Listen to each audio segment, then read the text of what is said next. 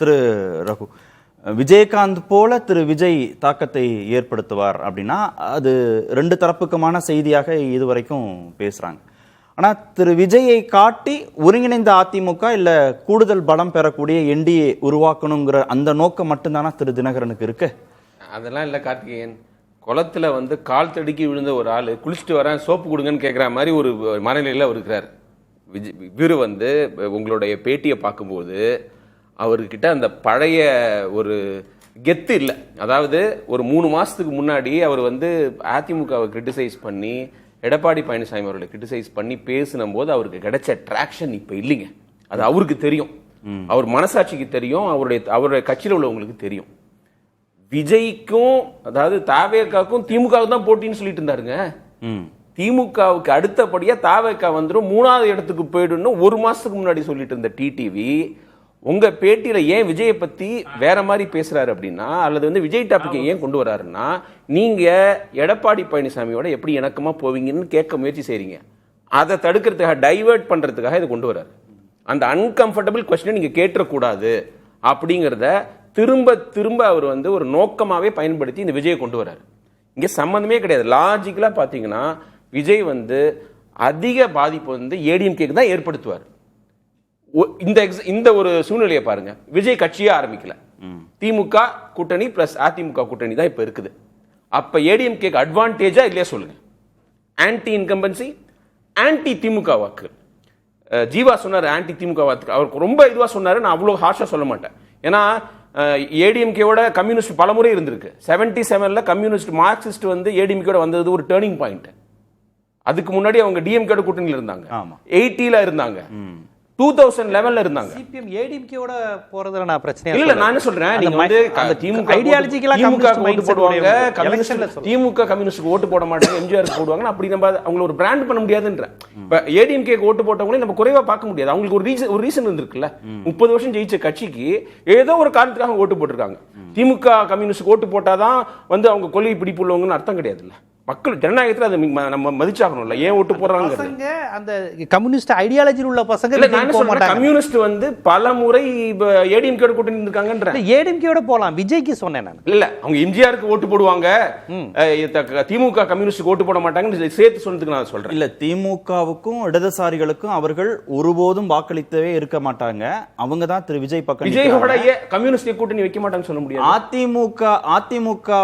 அதிமுக இருக்கிறவங்க இப்போது இருக்கக்கூடிய தலைமை மீது அதிருப்தி அடைஞ்சு அவங்க போவாங்கன்னு சொல்ல, ரெண்டையும் தனித்தனியா சொல்றாரு. நான் என்ன சொல்றேன் கார்த்திகே, 2029ல விஜயோட கம்யூனிஸ்ட் கட்சியில் கூட்டணி வைக்க மாட்டாங்க, ஒரு பிஜேபி பக்கம் போலன்னு வச்சுக்கோங்க. அப்ப அவங்க கம்யூனிஸ்ட் ஓட்டு போட்டவங்களா தான் கணக்கு வரும். அதுக்காக சொல்றேன். எம்ஜிஆர் ஜெயலலிதாவுக்கு அவங்களோட கம்யூனிஸ்ட் சேரும்போது ஓட்டு போட்டவங்க கடந்த காலத்துல அவங்க அவங்களுக்கு முழுக்க ஐடியாலஜிக்கலா சொன்னேன். ரெண்டையும் பிரிச்சார் அவர். சரி, நான் என்ன சொல்றேன்னா, இப்ப இவர் விஜய் டார்கெட் பண்றது என்னன்னா ஆன்டி இன்கம்பன்சி ஓட்டுங்க. இப்ப மகாத்மா காந்தி ஒரு ஆட்சி பண்ணா கூட ஆன்டி இன்கம்பன்சி இருக்கும். ஏன்னா 8 கோடி மக்கள் உள்ள ஒரு மாநிலத்துல எல்லாருக்கும் வேற வேற பிரச்சனை. உங்க பிரச்சனை என் பிரச்சனை கிடையாது, என் பிரச்சனை ராம்கி பிரச்சனை கிடையாது, ராம்கி பிரச்சனை ஜீவா பிரச்சனை இல்லாம இருக்கும். சோ இதனால ஒவ்வொருத்தரும் ஒவ்வொரு அளவுகள் வச்சிருப்போம். அதனால இது சரியில்லைன்னு சொல்றதுக்கான வாய்ப்பு அதிகம். அதை டார்கெட் பண்றாரு. அது ஒரு பேசிக்கான விஷயம். அப்புறம் ஆன்டி டிஎம்கே ஓட்ஸ், அது ஒரு சைசபிள் ஓட்டுங்க. அதை நீங்க மறுக்கவே முடியாது. இப்ப நீங்க கேட்டீங்கன்னா இந்த பிராமணர்கள் மட்டும்தான் அப்படி ஓட்டு போடுவாங்க, திமுக எக்காரணத்தை மட்டும் ஓட்டு போடுவாங்கன்னு ஒரு பெர்செப்ஷன் இருக்கு. அதை தாண்டியும் பிராமணர்கள் அல்லாதவர்கள் மத்தியிலையும் திமுகவுக்கு ஓட்டு போட மாட்டேன், அல்லது திமுகவை தோற்கடிக்கும் வல்லமை யாருக்கு இருக்கோ அவங்களுக்கு நான் ஓட்டு போடுவேன்னு ஒரு குரூப் இருக்குங்க. அதுதான் நம்மளுடைய எலக்ட்ரல் ஹிஸ்டரி சொல்லுது. இல்லைன்னா நீங்க இந்த இத்தனை ஆண்டுகள்ல கொள்கை பிடிப்போட இன்னும் ஒரு அட்மினிஸ்ட்ரேட்டிவ் ஸ்கில்லோட இருந்த கருணாநிதி அவர்கள் ஏன் தோற்றாரு ஜெயலலிதா எம்ஜிஆர்ங்கிறதுக்கு காரணம் அதுதான். என்ன பொறுத்த வரைக்கும் லாஜிக்கலான ரீசன். அந்த வாக்குகளை அவர் டார்கெட் பண்றாரு. ஜான் ஆரோக்கியசாமியோட கட்சி ஆரம்பிக்கிறதுக்கு முன்னாடி விஜய் பேசின பேச்சுல இதுதான் பிரதானமா இருந்திருக்கும். அவருக்கு திமுகவோட வரப்பு தகராறு கிடையாது, பெரிய பிரச்சனை எதுவும் கிடையாது. அவங்க குடும்பத்தை சேர்ந்த ஒரு டிவியோட அவர் தொடர்ந்து ப்ரொடக்ஷன்லாம் பண்ணிக்கிட்டு இருக்காரு. சினிமால ஹிஸ்டாரிக்கலா ப்ராப்ளம் கிடையாது. உதயநிதி எனக்கு பிடிச்ச நடிகர் விஜய் எல்லாம் சொல்லியிருக்காரு. அந்த சண்டை இல்லாம அவர் ஏன் இப்ப அந்த சண்டையை கிளப்புறாருன்னா, தமிழ்நாட்டில் ஆன்டி டிஎம்கே ஓட்ஸ்க்கு இன்னும் உயிர்ப்பு இருக்கு, அதை நம்ம பயன்படுத்திக்கணும்னு ஜான் ஆரோக்கியசாமி. இதுதான் நம்மளோட 1 பாயிண்ட் அஜெண்டா. பிஜேபி கொள்கை எதிரின்னு சொன்னா கூட நம்ம அதுல கூட டிவியேட் ஆகக்கூடாது, டிஸ்ட்ராக்ட் ஆகக்கூடாது. ஏடிஎம்கே முக்கியமான கட்சியா இருந்தாலும் அவங்களை பத்தி பேசக்கூடாதுன்னு அவங்க முடிவு பண்ணதுக்கான காரணம் இது.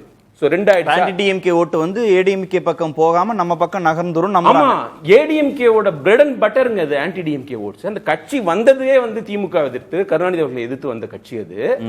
அடிமடியிலே கை வைக்கிற விஷயம் இது. அதுதான் நான் ஆரம்பத்திலே நம்ம சேனல்ல சொல்லிக்கிட்டு இருக்கிறேன்.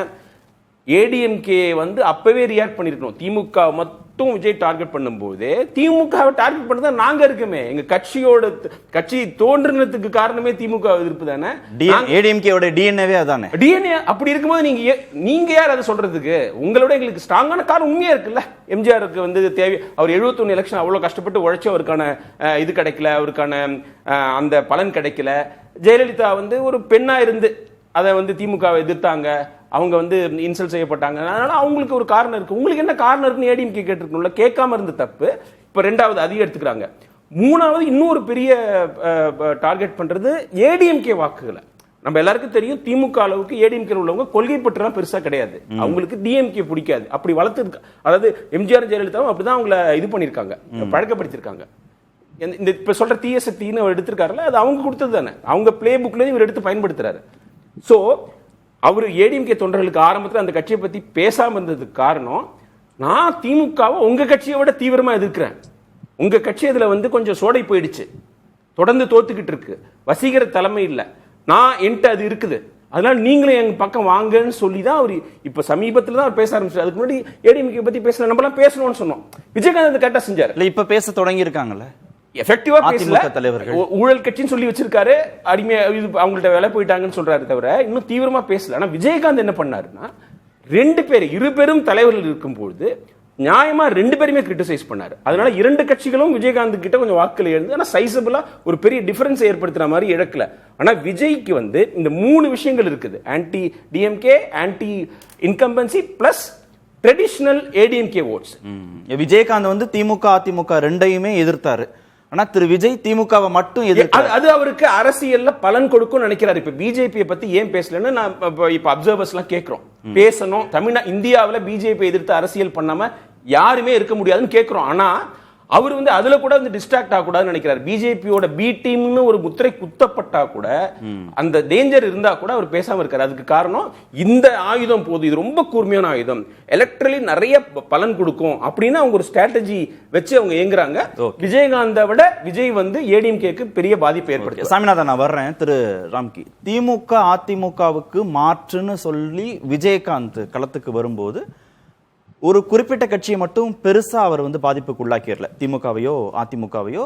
திரு ஜீவா சொன்ன மாதிரி பாமக, விசிக, மதிமுக இதுல இருந்தும் கொஞ்சம் போய் தான் அந்த 8% கன்சாலிடேட் ஆகுது ஃபர்ஸ்ட் எலெக்ஷன் 2006. ஆனா இவர் வெறும் திமுக எதிர்ப்பை மட்டுமே திரு விஜய் முன்வைக்கிறதுனால ஏடிஎம்கே வாக்குகள் அதிக சேதாரத்திற்கு உள்ளாவதற்கு வாய்ப்புகள் இருக்கு. ஆன்டி இன்குமென்சியோட ஆன்டி டிஎம்கேயோட சேர்த்து ஏடிஎம்கே வாக்குகள் கணிசமா நகரத்துக்கு வாய்ப்பு இருக்கா? அதுதான் வந்து இன்னைக்கு அதான் தொடர்ந்து விஜய் முன்வைறது திமுக எதிர்ப்பு அப்படிங்கிறது. அவர் உண்மையில இதுவரைக்கும் வந்து அவர் கட்சி ஆரம்பிச்சு 3 வருஷம் ஆனாலும் எதற்காக இவ்வளவு கடுமையாக திமுகவை எதிர்க்கிறார் அப்படிங்கிறதுக்கான காரணம் இன்னை வரைக்கும் அவர் வெளிப்படையாக சொன்னதில்லை. பர்சனல் விஷயம் இருக்கலாம், இல்ல பொது விஷயங்கள் இருக்கலாம். ஆனா நிச்சயமா நீ அது ஒரு காரணம் சொல்ல. இன்னைக்கு திமுக எதிர்ப்புன்னா ஆளும் கட்சி அவ்வளவுதானே. அப்ப நீங்க அதுல ஆளுங்கட்சியோட தவறுகளை சுட்டி காட்டுற மாதிரி அது மாதிரி கூட லைன் கெடுங்க கிடையாது. பொதுவா தீய சக்தி அப்படிங்கறதெல்லாம் ஏடிஎம்கே தான பண்ணாங்க, அதை இவரும் பண்ண விரும்புறாரு ரொம்ப தீவிரமா. இப்போ இந்த கனிமவள கொள்ளை பத்தி இவ்வளவு பேச்சு போயிட்டு இருக்கு. இதெல்லாம் பத்தி பேசி மக்கள் கிட்ட ஸ்டாட் கொடுத்து இந்த மாதிரி ரூல்ஸை மாத்துறாங்க. டிஎம்கே கவர்மெண்ட் அது ரொம்ப அலட்சியமா இது பண்றாங்க, கையாளுறாங்க. திமுக எதிர்ப்ப ஏடிஎம்கேவோட டிஎன்ஏன்னு சொல்ற மாதிரி திமுக எதிர்ப்பையே தாவேகா டிஎன்ஏவாக மாற்ற முயற்சிக்கிறாரோ? அது முயற்சி இருந்தாலும் நீங்க அதிமுக எப்படி பண்றாங்கன்னா இஷ்யூலாம் சொல்லிட்டு கடைசியா ஒரு வார்த்தையில தான் தீய சக்தி திமுகவை விளக்கம் அப்படின்னு சொல்லுவாங்க. ஆனா இவர் அதை மட்டும் தான் சொல்றாரு, கடைசியில என்ன மட்டும் சொல்றாரு. இஷ்யூஸ்ல போக ஜெயலலிதா பேசுனது இல்ல. நான் இந்த ஸ்பெக்ட்ரம் கேஸ்லயே கூட திரு பொன்னையன் வந்து இதை விளக்க போனாரு. அலைக்கற்றைனா அது இதுன்னு இதெல்லாம் சொல்லாதீங்க, 1,70,70,000 கோடின்னு சொல்லிட்டு விடுங்க, மக்களுக்கு புரியாதுன்னு. அந்த சிம்பிளிஸ்டிக் அப்ரோச் தான் விஜய் எடுக்கிறாருன்றேன். இது தேவையில்லைன்னு நினைக்கிறாரு. இந்த மக்களுக்கு இந்த இது போதும், இந்த அரசியல் போதும், திமுகவை கண்மூடித்தனமா எதிர்த்தா இங்க வாக்குகள் விழும் நம்புறாரு. அது தப்புன்னு சொல்றோம். அதை நீங்க மக்களுக்கு பயன்படுற அரசியலை பண்ணுங்க, பாயிண்ட் அவுட் பண்ணுங்க. இது போதாதுங்கிறது எல்லாரும் ஏற்றுக்கொள்வார்கள். அது வந்து என்னன்னா, நீங்க திமுக ஒரு யாருமே செய்யாத நான் செய்யறேனே, திமுக யாரும் எதிர்க்கல, கேள்வி கேட்கல, நான் கேட்கிறேன் அப்படிங்கிற விஷயம் தான் அங்க பிரதானமா இருக்கு ஒழிய அதுல ஒரு பெரிய கணக்குல எதுவுமே இல்ல. நீங்க விஜயகாந்த் கணக்குகளோட போனாரு, நீங்க அவர் எல்லா சமூக வாக்குகள்ல செதறடிச்சாரு. இல்ல இப்ப என்ன புரியலன்னா, திமுகவுக்கு எதிராக ரொம்ப அழுத்தமா திரு எடப்பாடி பழனிசாமி பேசுறாரு, அதிமுக தலைவர்கள் பேசுறாங்க, ரொம்ப காட்டமான அறிக்கைகள் விடுறாங்க. அந்த கட்சி தொண்டர்கள் அதிமுகவை விட தாவேகா வீரியத்தோடு எதிர்க்குது திமுகவை, திரு விஜய் எதிர்க்கிறாரு அப்படின்னு ஓட்டு போயிடும் அப்படின்றது நீங்க சொல்றதும் திரு ரகு சொல்றதும் முரண்பாடா இருக்கேங்கிறது என்னன்னா, இளைய தலைமுறைக்கான வாக்காளர் அவங்களுக்கு வந்து சொன்ன மாதிரி ரகு சொன்ன மாதிரி தான், அவங்களுக்கு பெருசா டீடைலா சொல்ல தேவையில்லை. இஷ்யூவே பேச வேண்டியது, கேட்சி வேர்ட்ஸ் தான். இல்ல இஷ்யூவே பேச வேண்டியது, அவங்களுக்கு தேவையில்லை. எங்களுக்கு விஜய் சொல்லியா தீய செக்ஸ் சொல்லிட்டார், அவ்வளவுதான் நான் நம்புறோம். படம் மாதிரி தான். அதுல அந்த விஷயத்துல ஆன்டி இன்கம்பன்சி ஓட், ஆட்சி மீது அதிருப்தி இருக்கிற வாக்காளர்கள் நீங்க சொல்றதை ஏத்துப்பாங்க. திமுகவுக்கு எக்காலத்திலும் வாக்களிக்கவே மாட்டோம்னு திரு ஜீவா சொல்ற அந்த செக்டார் வந்து விஜய் பக்கம் நகர வாய்ப்பு இருக்கு. இஷ்யூவை சொல்லி இதுதான் பிரச்சனை, இந்த அடிப்படையில தான் நாங்க திமுகவை எதிர்க்கிறோம்னு அதிமுக தலைவர்கள் திரு எடப்பாடி பழனிசாமி தொடங்கி கீழ்நிலை வரைக்கும் சொன்ன பிறகும் அதிமுக தொண்டர்கள் வந்து விஜயை தான் நம்புவாங்கன்னு சொல்றது ஏற்றுக்கொள்ற மாதிரி. விஜயை நம்புவாங்கன்னா என்னன்னா, அது வந்து உங்களுக்கு சலசலப்பை ஏற்படுத்துறது. யங்ஸ்டரா இருக்கட்டும், மிட் ஏஜா இருக்கட்டும், யாரா வேணா இருக்கட்டும். அது அந்த வந்து ஒரு பெரிய ஒரு விவாத பொருளா பேசு பொருளா இருக்கிறதுனால ஒரு அட்டென்ஷன் கிரியேட் ஆகுதுங்கிறதாக பார்க்க முடியா. ஒரு தலைமுறைக்கு அப்புறம் 40 வயதுக்கு மேல இருக்கவங்க யோசிப்பாங்கல்ல, என்ன காரணம் இஷ்யூவா என்ன எனக்கே இம்பாக்ட்னு யோசிப்பாங்க. அது வேற செக்டர். இந்த இளைய தலைமுறை வாக்காளர்கள் அவ கண்மூடித்தனமா விஜய் சொல்லிட்டாருங்க, அப்ப நீங்க எல்லாத்தையும் யோசிச்சு பார்க்கும்போது அது விஜய் ரசிகர்களா இருப்பாங்க. விஜய் ரசிகர்கள் அவங்களோட டாமினேஷன்ல இருக்கிற விஜய் ரசிகர்களா எல்லாருமே பொதுவா அவங்க இப்ப நிறைய பேர் பார்க்க வரவங்க பல கட்சியில இருந்து தான் வராங்க. இங்க விஜய் சொல்லிட்டாரு அதனால ஓட்டு போடுறாங்க மனநிலை ரசிகர்கள் விஜய்க்கு இருப்பாங்க. கட்சினா விஜயா, கட்சியானா யாருக்கு முடிவு எடுப்பாங்க? கட்சிக்கு தானே முடிவு எடுப்பாங்க. கட்சி தான் முடிவு எடுப்பாங்க. இன்னைக்கு வந்து கொண்டாடுவாங்க, விஜய் இப்படி சொல்லிட்டாரு அப்படி சொல்லிட்டு இருப்பாங்க. ஆனா ஒரு ஸ்டேஜ்ல எலெக்ஷன் நோக்கி போகும்போது அவங்க வந்து மனசு வந்து இதுக்கு என்ன ரெமெடி, என்ன சொல்யூஷன்லாம் பார்த்து வாக்களிக்கிறதான வாய்ப்பு இல்லை. சாமிநாதன் மட்டும் போயிட்டு வந்துடுறேன். திரு சாமிநாதன் குறுக்கிட்டீங்களே.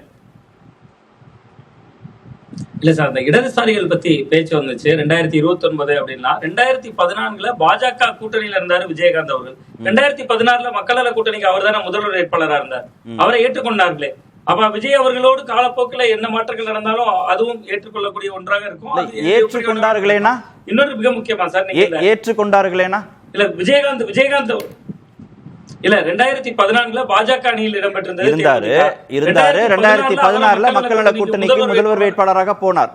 ஏற்றுக்கொண்டார்களேன்னு கேட்டீங்களா?